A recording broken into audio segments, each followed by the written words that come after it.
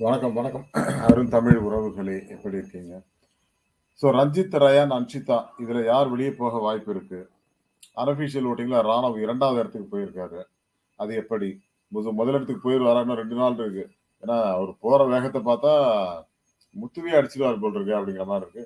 மக்களோட பரிதாப ஓட்டால் ராணவ் வெற்றி பெறுவாரா? அப்படிங்கிற மாரி கூட சில தகவல்கள் வருது. ஏன்னா, ஏ.ஆர். ரஹ்மான்ல போன வருஷம் அர்ச்சனா ஜெயிச்சாங்க. இந்த வருஷம் ராணவ் ஜெயிக்க போறாரு. அப்படின்லாம் கூட புரளிய கிளப்பி விட்டுட்டு இருக்காங்க.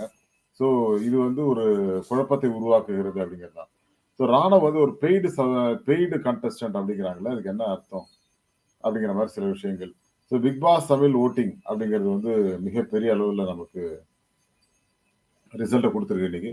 ஸோ வீக் 11 டே 3 என்ன மாரியான ரிசல்ட் குடுத்திருக்கு அப்படிங்கிறத பார்க்கலாம். அதுக்கு முன்னாடி உங்களுடைய கருத்துக்கள் வரவேற்கப்படுகின்றன. அதேபோல நம்ம சேனல